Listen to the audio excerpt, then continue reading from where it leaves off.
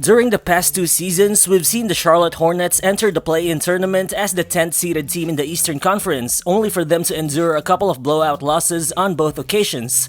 However, to the team's credit, last season they actually went 43-39, which was the Hornets' first regular season winning record since 2016. So all in all, there was still definitely some progress for the franchise. Still, the team's objective of ending a 5-year playoff drought has remained unaccomplished. But don't let all of these things distract you from the fact that the Hornets franchise centerpiece LaMelo Ball has actually made significant strides in his game last season. After being named the Rookie of the Year in 2021, LaMelo became an All-Star in just his second year in the NBA while averaging 20.1 points, 6.7 rebounds, and 7.6 assists per contest, which also makes Ball one of only 3 players to average at least 20 points, 7 assists, and 6 rebounds in their age 20 season alongside Luka Doncic and LeBron James.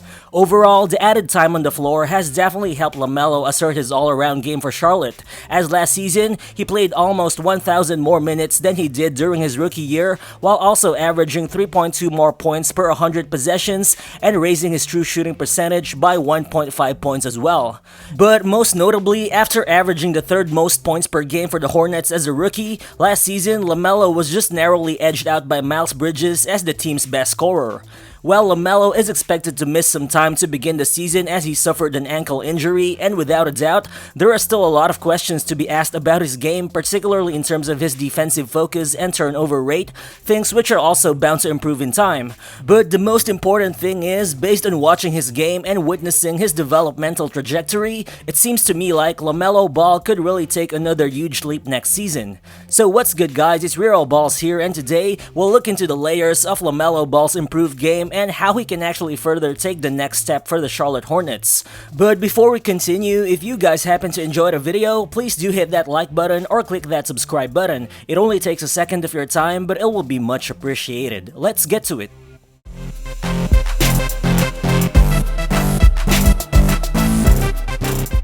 Without a doubt, the foundation of LaMelo Ball's scoring rise last season stemmed from his emergence as a dynamic 3-point shooter. For years, a lot of skepticism has surrounded his jump shot, yet LaMelo has consistently refined his mechanics and effectiveness as we saw in his sophomore year. The thing is, as a rookie, LaMelo struggled to score inside the arc, particularly around the rim, and so naturally, he countered it with proficiency in the perimeter, both in terms of volume and efficiency.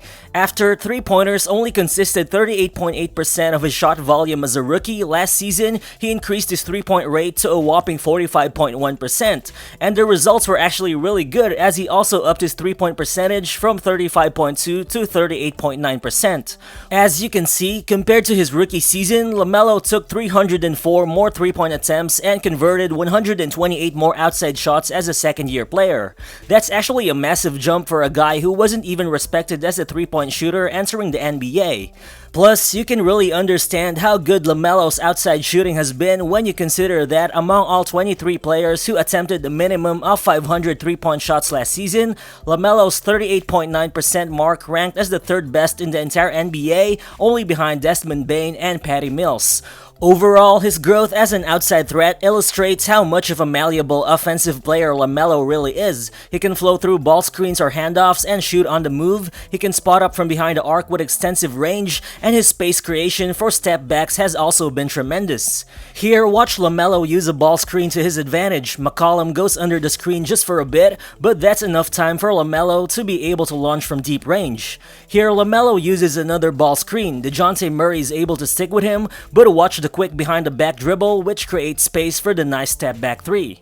In this next play, you see LaMelo standing right at the weak side corner, then watch him quickly relocate to his spot before he launches the 3-point shot on the move. Whether it be off the dribble or coming from a standstill, LaMelo has actually proven that he has become a really refined shooter last season as compared to his rookie year. The numbers also back this up, as his catch-and-shoot 3-point percentage has improved by more than 3%, while his pull-up 3-point percentage has also increased by 2%, and he was able to do that despite increasing his attempts in both outside shooting categories. As a result of LaMelo's deadly outside shot, defenders have been quick to send closeouts on him in the perimeter, but in return, LaMelo did leverage his outside shooting to create driving lanes and chances to collapse the defense using his brilliant passing vision and quick processing ability in order to set up Charlotte's floor spacers.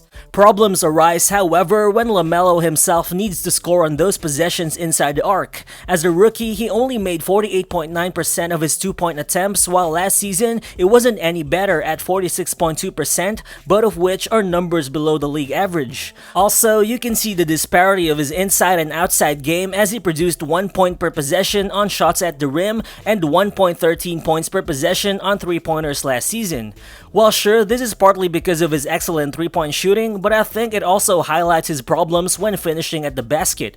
Well, watching LaMelo play, you can see that he really has an impressive handle and tight footwork, but you can also see that a lot of his layups require tremendous body contortion, and he doesn't generate a lot of easy scoring attempts at the rim either. Sometimes, he takes off really far away from the basket, which leaves him below the rim and unable to recover upstream, and overall, he just doesn't thrive in tight spaces yet as a rim attacker.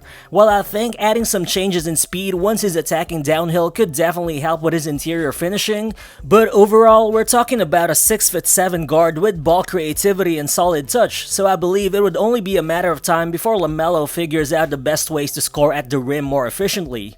But also, by failing to pair him with a dynamic play-finishing big man, the Hornets haven't really aided LaMelo's interior problems as well. And no offense to Charlotte's bigs, but defenses have been able to focus on LaMelo when he's complemented by guys like Mason Plumlee, Cody Zeller, or Bismack Biyombo as role man. While maybe 2022 first-round pick Mark Williams develops into the consistent lob threat that LaMelo can benefit from, cause LaMelo's dexterity would already enable him to disguise his floater as a lob pass, and an elite role man alongside him should only make that easier to happen. And I think there's a reason why guys such as Darius Garland and Trae Young have generated tons of points around the basket despite being really small guards, cause Garland had Evan Mobley and Jarrett Allen, while Trae Young had Capella and John Collins as pick-and-roll partners. Still, in the few times his big man's presence occupied space around the basket, we saw how much easier it was for LaMelo to capitalize on his drives.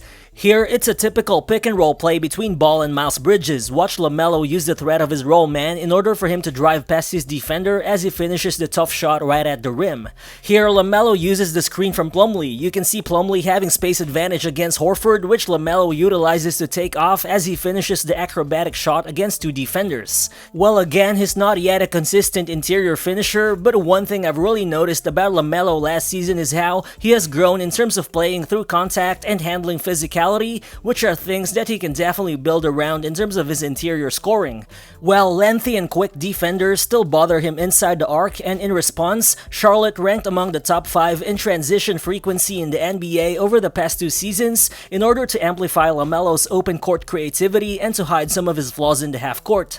Last season though, it seems like LaMelo has increasingly applied his 6'7" frame and slippery handle in order to overwhelm defenders more commonly than he did as a rookie.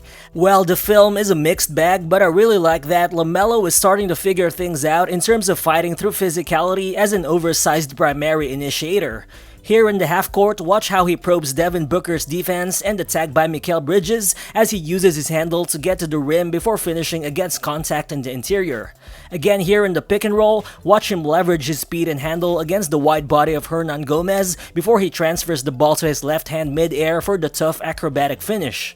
Overall, the jumper, pick-and-roll savvy, and tight handle already empowers LaMelo to generate a lot of touches in the paint, but while he's not yet an elite finisher, I think incorporating a consistent mid-range pull-up can be a game-changer for him, cause for sure, the mid-range should be a vital part of his game, especially in the playoffs, wherein defenses will prevent him from shooting threes and from attacking the basket. The good thing is, creativity-wise, LaMelo is already able to manufacture a lot of those looks using his space creation prowess. Here, watch LaMelo use the screen to probe Jordan Poole. He gets the switch from Draymond Green, but LaMelo's already got a ton of space to be able to hit the 16-foot one-legged fadeaway. Then here, LaMelo goes one-on-one against Christian Wood from the top of the key. Watch him torch Wood with the hesitation behind the back dribble before he hits the tough 18-foot jumper. Well, those are some ridiculous shots that LaMelo manufactures from the mid-range, but right now, most of his attempts from that area are exactly those kinds of pull-up shots where he's drifting backward, which also typically require a long time to set up. I think this is why, out of all 95 players in the NBA to attempt 100 mid-range shots last season, LaMelo's 37.6% clip only ranked in the 19th percentile.